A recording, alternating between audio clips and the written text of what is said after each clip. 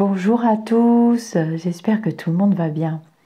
Alors aujourd'hui, une petite vidéo qui me fait beaucoup sourire. Je suis retombée dans le groupe sur un magnifique post de notre chère Inès, pour pas changer, qui nous dit « Quelle sorcière sommeille en nous ?» Donc, quelle sorcière sommeille en vous? Voilà, et j'ai trouvé ce post vraiment très très joyeux. Dans le groupe Facebook Au-delà du spirituel, le groupe fermé, tout le monde n'a pas de Facebook, n'est-ce pas, la communauté YouTube? Et je me suis dit, oh là là, je me suis pressée de relire le post, et je me suis dit, oh là là, vite, vite, vite, j'ai tellement envie de le partager avec vous sur la chaîne YouTube. Quelle sorcière sommeille en vous basée sur votre signe du zodiaque? Merci Inès pour tous les posts que tu nous partages et merci à vous pour tous vos jolis commentaires. N'oubliez pas de cliquer sur le petit pouce vers le haut quand vous quittez les vidéos. Il y a certaines personnes de la communauté qui ont remarqué que les vidéos avaient parfois beaucoup de vues et très peu de pouces. C'est vrai qu'on oublie. C'est vrai qu'on oublie. Moi-même, je regarde des vidéos qui sont très bien, des vidéos, j'aime beaucoup les vidéos instructives et inspirantes pour apprendre, toujours dans les apprentissages. Et en fait, c'est ce que je fais en premier.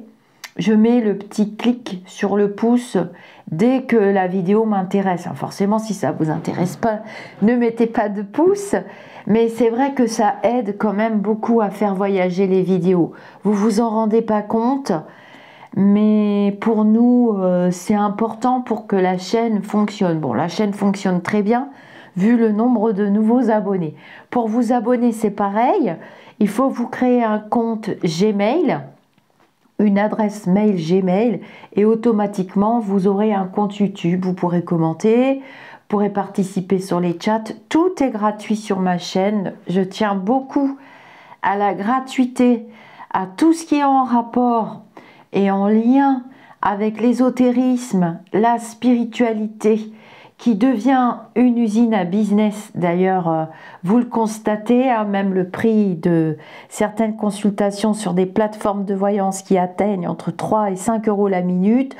Je ne vais pas mettre ma chaîne en payant pour vous livrer les prédictions, pour vous livrer les vidéos, puisque l'âme de cette chaîne, elle a son égrégore, grâce à nous tous, grâce à vous. L'âme de cette chaîne est l'échange et le partage. Je le rappelle une fois de plus. Je ne critique personne, je ne suis pas du tout dans le jugement. Je vous rappelle que tout ce qui a trait à la spiritualité, nous avons le droit tout à fait consciemment de vivre de nos facultés, de nos dons. Nous avons le droit d'en vivre. D'ailleurs, c'est balisé sur le chemin spirituel, c'est balisé. On ne peut pas trop s'écarter des balises parce que ça finit pas très bien. L'argent, l'ego, le pouvoir et la spiritualité doivent faire bon ménage. Allez, c'est parti pour la lecture. Quelle sorcière sommeille en vous, basée sur votre signe astrologique? Et Inès nous souhaitait évidemment une très belle journée. Les illustrations qui sont sur cette vidéo ont été choisies par Inès. Alors, les béliers et les bélières, ou quel sorcier sommeille en vous, parce qu'il y a des garçons aussi sur la chaîne hein, qui passent. Quel sorcier ou quelle sorcière êtes-vous? Le bélier, c'est un signe de feu, et sa détermination et sa personnalité, un peu agressive, s'aligne parfaitement sur une sorcière qui utilise tous les éléments à sa disposition. La sorcière élémentaire fait appel à la terre, à l'air, au vent, au feu et à l'esprit afin d'utiliser la magie. Ces rituels sont strictement encadrés avec un objectif déterminé comme l'apprécie le bélier. Les compétences de leadership de ce signe sont inestimables pour bien se concentrer et exploiter les 5 éléments afin d'aider une cause commune. Ah oui, je reconnais bien là les béliers, les bélières. Hein. Oh, que oui, que oui, que oui. Ah, les béliers, les bélières, quelquefois, elles foncent et elles se prennent des murs à 400 km/h, hein. Ouais, voire 4000 des fois, hein. C'est le signe contraire. Le signe qui est en face de la balance, c'est la bélière. Et souvent, la bélière a des leçons à prendre de la balance. Et vice-versa. La balance pèse le pour et le contre pendant des heures. La bélière fonce, mais souvent, elle se fracasse. Bref, quelle sorcière sommeille en vous? Pour les taureaux, sorcières de la nature, les sorcières nées sous le signe du taureau sont très bien adaptées au pouvoir de la terre et de la nature. Elles explorent et exploitent volontiers les pouvoirs des herbes. Les sorcières natives du taureau cachent toute la puissance de la nature en elles. Sensuelles, elles ont aussi cette troublante capacité à rendre tout fertile. Elles sont l'exemple même du dicton « avoir la main verte ». C'est le vrai pouvoir d'une sorcière de la nature. Elle apporte de la vie tout autour d'elle. Les sorcières des Gémeaux. Ce sont des sorcières énergétiques. Alors c'est le signe astrologique de notre petite fée, Morgane, dans le groupe Facebook, hein. Les Gémeaux mènent une vie selon leur propre conception, changeant leur personnalité et leur environnement chaque fois qu'ils s'ennuient. Ils ont une capacité naturelle à ressentir les changements des niveaux d'énergie autour d'eux. Leur intuition sensible leur permet d'envoyer et de recevoir de l'énergie vers le passé, le présent et le futur. Les sorcières natives des Gémeaux ont tendance à sortir des sentiers battus. Elles aiment le rêve lucide et la projection astrale. Elles peuvent parfois sembler superficielles aux yeux de certaines personnes, mais c'est simplement que leur charisme et leur énergie positive peuvent être oppressantes pour les autres, ce qui les conduit à se sentir isolés de temps à autre. Ah, puis j'aime bien l'illustration là, c'est très joli. Les sorcières du Cancer, qui sont des sorcières de cœur. Les sorcières du Cancer adorent tout ce qui touche à leur maison et par extension leur cercle proche. Elles sont les plus heureuses lorsque les activités impliquent la famille qu'elles chérissent. La pratique de la sorcellerie est d'ailleurs enseignée au sein de la famille, transmise au fil des années et des générations. La maison est l'endroit où réside leur cœur, en éblouissant leur lieu de vie d'une énergie magique et protectrice, ainsi qu'en créant des potions de guérison. Elles sont les sorcières au sens le plus traditionnel du terme. Elles embrassent la loyauté et adorent aider les gens qu'elles aiment à s'épanouir et à évoluer. Alors oui, je dis oui parce que c'est notre petite Angèle qui est du signe du Cancer. Et c'est vrai qu'il y a une transmission généalogique chez elle à travers les enseignements qu'elle a reçus de son défunt papa. Et c'est vrai que nous avons fait les rituels de nettoyage, de purification et de renvoi du mal en symbiose, en osmose, en synchronicité toutes les deux pendant 9 jours. Et ça a très bien fonctionné, les rituels ont très bien fonctionné.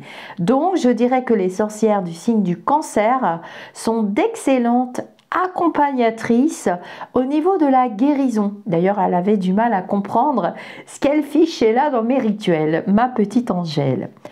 Alors, les sorcières du signe du Lion, notre amie les lionnes. J'ai beaucoup d'amis du signe du Lion et ce sont des amis extrêmement fidèles, mais vraiment d'une fidélité à toute épreuve, et c'est pas facile d'être ami avec une personne du signe de la Balance, c'est vraiment pas facile.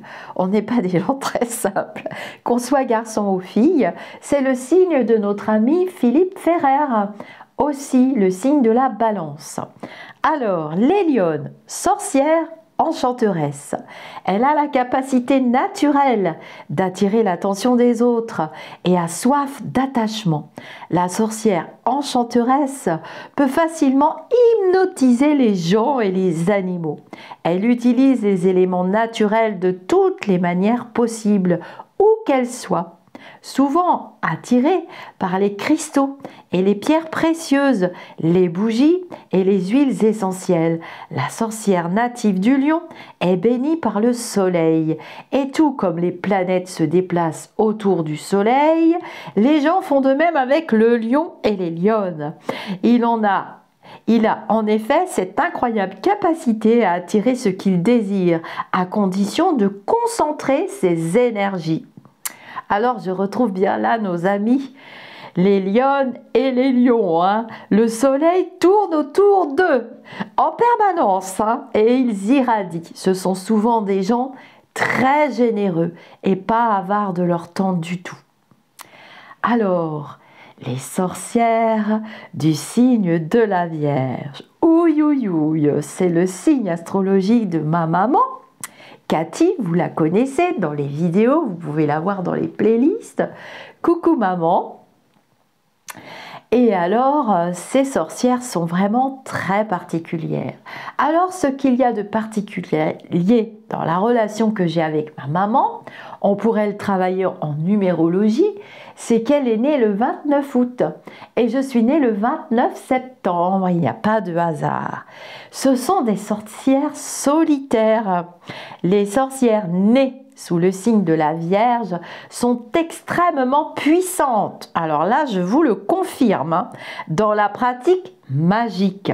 Et surtout, je préciserai qu'il ne faut pas toucher à leurs petits.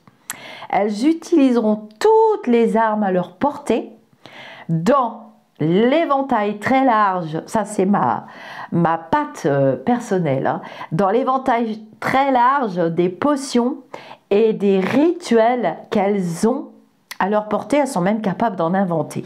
Merci maman pour le dégagement d'ailleurs. Je sais que tu as participé, je te fais un énorme bisou. Elles aiment se ressourcer dans le silence de la nature, qu'il s'agisse des bois verts ou de paisibles mers d'émeraude. Oui, maman aime beaucoup la mer. Elles ont tendance à être timides et n'aiment pas trop se démarquer. Elle a eu beaucoup de mal à faire les vidéos, mais voilà, je l'ai prise à l'improviste telle qu'elle est et elle avait accepté.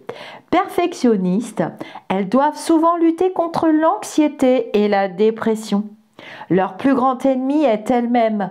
C'est pourquoi la sorcière solitaire de la Vierge a besoin de temps pour elle-même. Ce n'est que lorsqu'elle est seule qu'elle trouve son véritable potentiel. Alors oui, c'est tout à fait ça. Maman vit toujours dans l'inquiétude et a des phases dépressives. Bon, elle est âgée maintenant, elle se repose. J'espère qu'on la reverra sur la chaîne. Elle suit la chaîne et elle met des petits commentaires régulièrement. Et elle veille, elle veille. Alors maintenant, nous allons passer aux sorcières de la Balance, qui est mon signe astrologique. Je m'amuse beaucoup pour ce post. Vraiment Inès, merci. Ce sont des sorcières des arts. Elle est généralement inspirée et inspirante, extrêmement talentueuse dans les arts et l'artisanat. Les sorcières natives de la Balance peuvent facilement composer des sorts et même les chanter pour renforcer leur vibration magique. Bien sûr, elles ont besoin d'équilibre et d'harmonie pour travailler leur magie. Pour ce faire, elles doivent, tout comme la Vierge, trouver un moyen de se recentrer ou bien de se centrer. Ce n'est qu'ainsi qu'elles apprendront à quel point elles sont formidables. Je lirai vos commentaires et évidemment, j'ai besoin de mes vibrations magiques en permanence et c'est pour ça que je me ressource dans la nature, auprès de mes animaux, auprès de vous. C'est vrai que on dit que je suis inspirée et inspirante, j'ai une connexion particulière avec mes lumineux. Je suis passionnée d'art et d'artisanat, vous le savez, je vous ai présenté beaucoup de personnes, surtout dans le groupe, c'est plus facile de partager les posts. Et c'est vrai que je suis passionnée d'art, et c'est vrai que j'ai mes propres magies, et j'ai mes propres rituels, et j'ai mes propres accompagnements en coaching énergétique pour vous. Alors attention, nous allons passer aux personnes du signe du Scorpion, nos amis Scorpions et nos amis Scorpionnes. Le Scorpion est le signe astrologique de mon premier enfant, mon fils aîné. Druide ou néo-druide. Ah bon, alors là, je le reconnais tout à fait parfaitement. Le Scorpion est plutôt du genre discret, à ne pas aimer répandre ses histoires personnelles partout. Alors oui, je confirme, ils ont horreur de ça. C'est pourquoi la nature secrète du druide a beaucoup de sens pour lui. Et c'est vrai qu'il était vraiment passionné par tout comment ça s'appelle la série Game of Thrones. Et il y avait aussi, là où il y a le Gollum, là, ouais, j'ai oublié le titre, qu'il a regardé 200 milliards de fois. Enfin bon, bref. C'est une personne nocturne qui se sent plus active et inspirée pendant les heures de la nuit, lorsque l'obscurité affirme sa présence. Cela ne veut pas dire qu'il aime ou qu'elle aime la magie noire. Cela signifie simplement qu'elle est plus douée pour percevoir ce qui est caché. Le druide Scorpion apprécie particulièrement écouter les histoires des autres et il a la capacité de gérer et de contrôler ses émotions. Alors tout à fait, je confirme tout à fait. Reconnu pour sa beauté et la confiance qu'il inspire, c'est un ami hors pair. Alors oui, il a des amis fidèles depuis qu'il est tout petit, qu'il n'a jamais quitté. Voilà. Et puis, il contrôle parfaitement ses émotions. Il peut paraître même très très froid et distant, mais on ne peut rien cacher aux scorpions et aux scorpionnes. C'est très compliqué de leur faire des surprises et d'avoir des secrets pour eux. Les Sagittaires. Alors le Sagittaire, 4 pieds sur terre, la tête en l'air. Les Sagittaires, c'est le signe astrologique de notre cher Lionel International. Vous le connaissez maintenant grâce à tous les cadeaux qu'il a offerts à moi et à la communauté, parce que tous ces cadeaux, notamment les oracles, je vous en fais bénéficier. J'ai prévu d'ailleurs des tirages bientôt qui devraient vraiment vous plaire.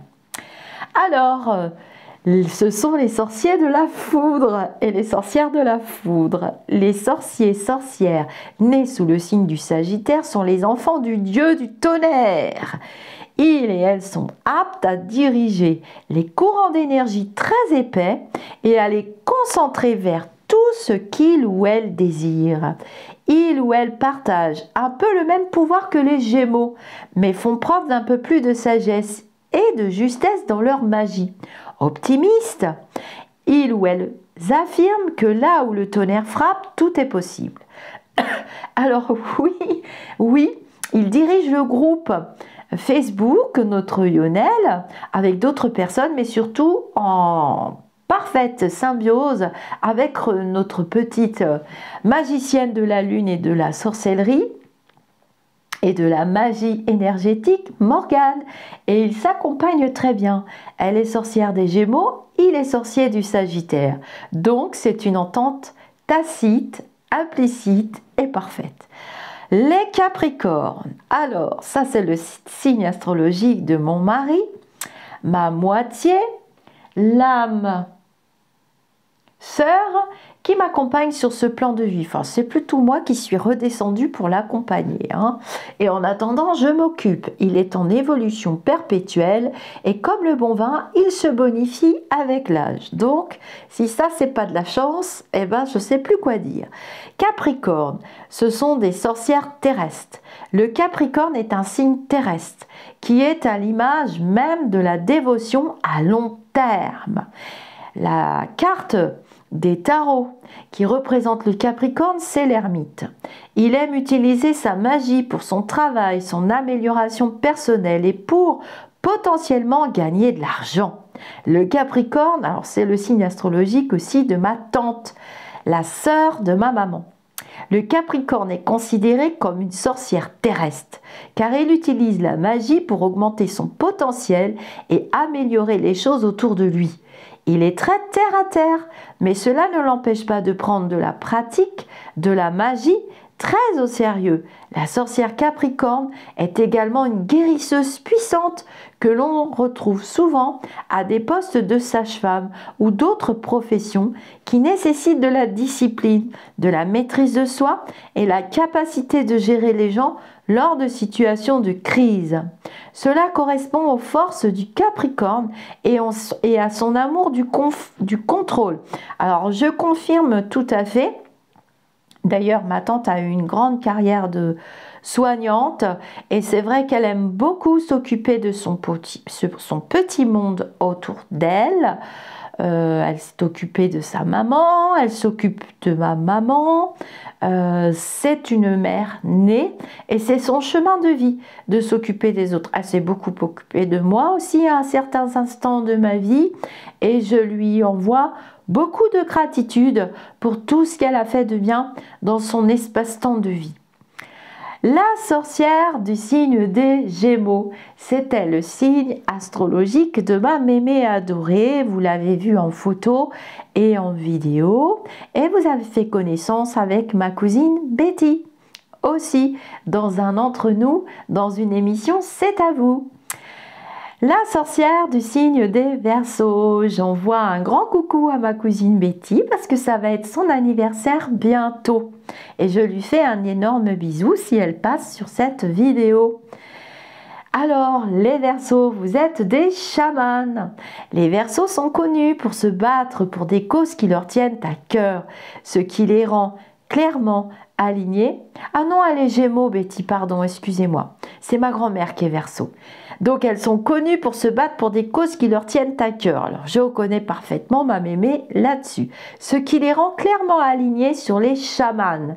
Un chaman utilise un état de conscience modifié pour communiquer avec le royaume des esprits. Et un Verseau n'aime rien de moins qu'une bonne conversation intellectuelle spirituelle. Alors, c'est tout à fait vrai. Ma grand-mère n'avait pas de support. Elle utilisait uniquement son pendule et elle connectait correctement au quotidien avec les esprits et même avec les saints, les saintes et la source. Elle me disait toujours, pourquoi s'adresser à des esprits lambda quand on peut s'adresser à des saints, des saintes et Dieu Tout-Puissant? Elle me disait, ma petite fille, moi je ne discute pas avec des entités qui ne m'intéressent pas, du bas astral, qui ne m'apportent rien. Je discute avec des entités intéressantes, nourrissantes, ou bien je discute avec Dieu Tout-Puissant. C'est ce qu'elle me disait régulièrement. Le Verseau enfreint les règles et se rebelle contre l'injustice, utilisant sa magie pour remettre un peu d'ordre dans ce monde. Alors oui, ma mémé aimait beaucoup tout ce qui était équilibré et juste. Elle était éprise de justice. Elle aimait bien faire régner l'ordre dans sa smala, comme elle nous appelait, sa smala. C'était la patriarche de la famille. Elle nous manque terriblement.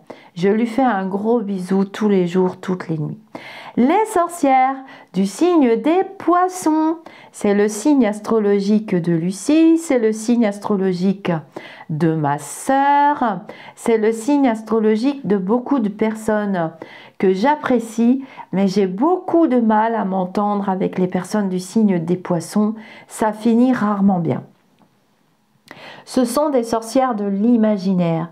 Les sorcières nées sous le signe des Poissons peuvent facilement se mêler au monde des fées et transcender le plan physique. Ces sorcières mignonnes peuvent facilement inviter des fées dans leur vie. Elles établissent ainsi une connexion sérieuse et fructueuse avec les esprits de la nature, de tous les types de sorcières, celle de l'imaginaire et celle qui vit dans ce monde, mais qui appartient définitivement à un autre. Pas une seule personne native des Poissons ne se sent à 100% en accord avec le monde matériel. Elle sait tout au fond d'elle-même que la vérité n'est pas de ce monde. Ainsi, dès son plus jeune âge, elle essaie de visualiser et de localiser cet endroit dans lequel elle s'intégrera vraiment. Ce n'est pas pour rien que c'est un signe qui est doux et rêveur. Alors, mon dernier fils est du Poisson également. Je m'entends bien avec lui, peut-être parce que c'est un homme.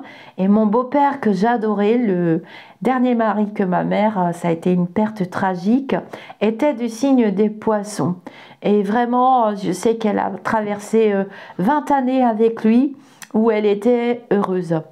Alors, ce post que je vous ai partagé nous a été offert par Inès et il vient en signature, il a été écrit par Gaïa Mae Terra. Je ne connais pas Gaïa Mae Terra, mais je vous félicite pour ce site et je vous remercie d'avance pour le partage que je peux faire sur ma chaîne au-delà du spirituel. Les sorciers et les sorcières de la foudre Sagittaire, c'était aussi le signe astrologique de ma meilleure amie. Voilà, la vidéo a été coupée.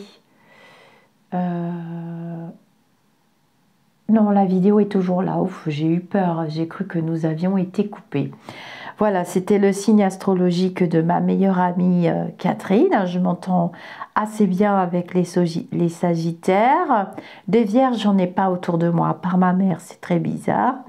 Les Cancers, eh ben oui, c'est mes petites fées spirituelles, Angèle et Morgane. C'est mes petites filles d'âme spirituelles. Je les aime beaucoup toutes les deux. Puis elles sont très douces, en ayant des caractères très affirmés quand même, hein. Le Taureau, eh bien, c'est Eddie. J'ai du mal, c'est Eddie. C'est Freddy, pardon, c'est Freddy. J'ai Eddie dans la tête parce que je dois contacter quelqu'un qui a un petit garçon qui s'appelle Eddie. Bah, c'est Chantal, tout simplement. Voilà, donc j'ai Eddie dans la tête, j'ai Freddy. Donc Freddy est du Taureau. Et Bélier, ben, c'est aussi le signe astrologique de ma fille. Qui fonce, qui fonce, qui fonce. Je vous dis namasté.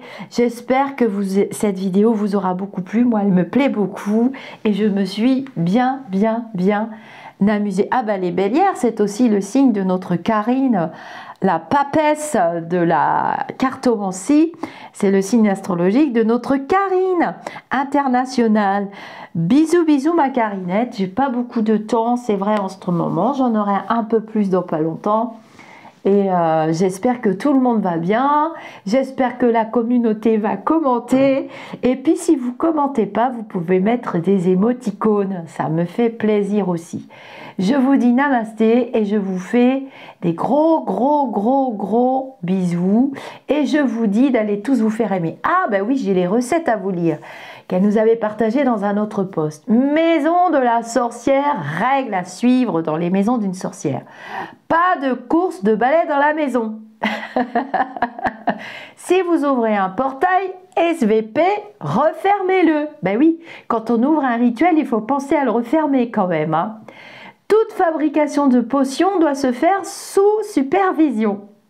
Petit 4, les seuls esprits autorisés sont ceux qui sont dans les petites fioles. Petit 5, les invités ne doivent pas être changés en grenouille ou en crapaud. Alors là, il y a une autre recette. C'est une recette de thé.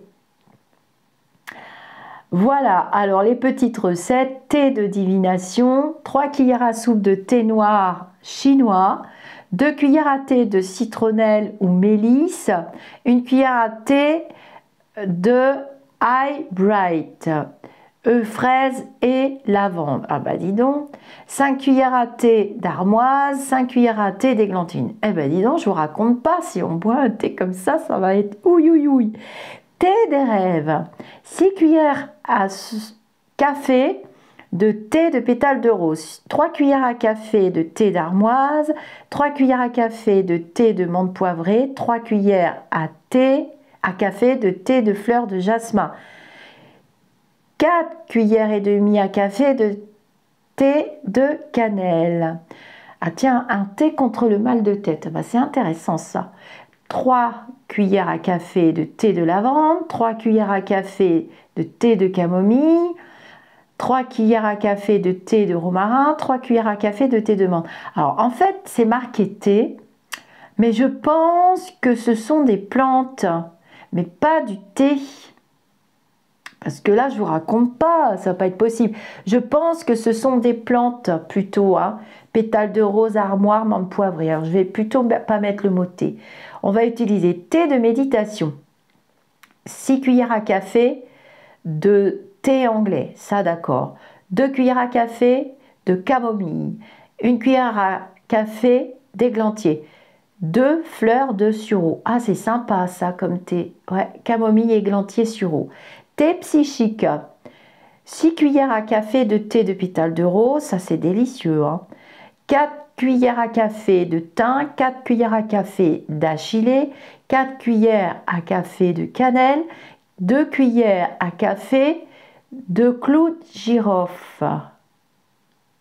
2 cuillères à café de clou de girofle. Ouh là là.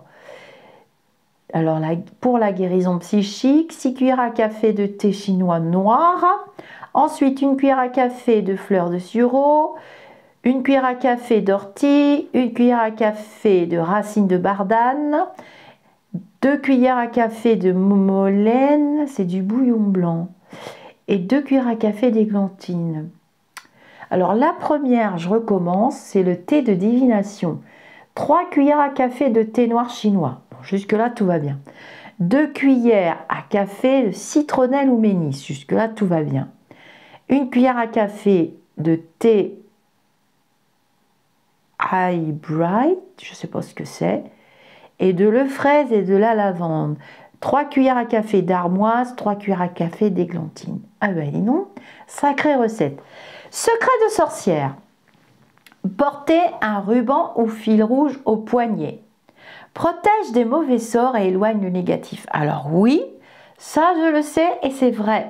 D'ailleurs, je le mets à ma cheville. Je vais bientôt mettre mes bracelets pour l'été à ma cheville. On peut tresser du fil de laine, on peut tresser du cordon rouge et on fait un vœu quand on le scelle à sa cheville ou à son poignet.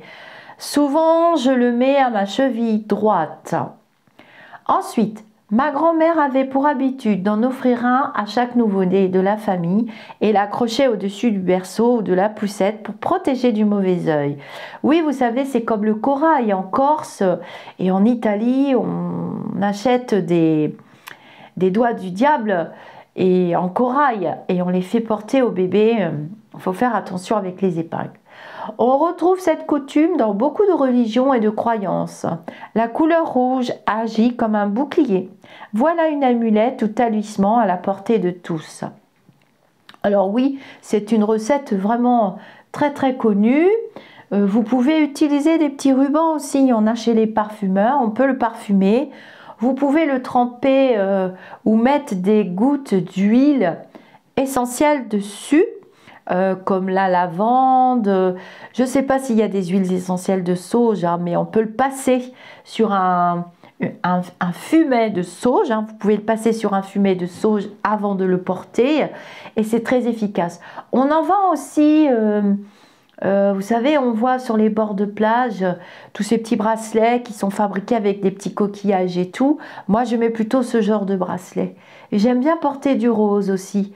Mais le rouge, c'est vraiment très très efficace. Hein. Ça protège du mauvais œil, ça protège...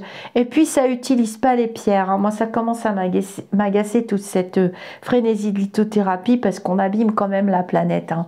Et on utilise quand même des mains d'œuvre. On ne sait pas trop comment ça se passe. Et c'est vrai que je mets un frein à tout ce qui... Alors, les quartz en pointe, on les utilise beaucoup en énergétique. Donc... effectivement, c'est très utile, j'avoue, puis le quartz, il y en a quand même beaucoup. Mais on peut utiliser aussi des cailloux qui contiennent du quartz, pourquoi pas. Mais c'est vrai que les petites amulettes qu'on fabrique, c'est vraiment très très bien. En fil rouge. Voilà mes amis d'ici ou d'ailleurs, j'ai vraiment terminé cette vidéo. Je vous dis namasté, je vous fais d'énormes bisous et je lirai vos petits commentaires.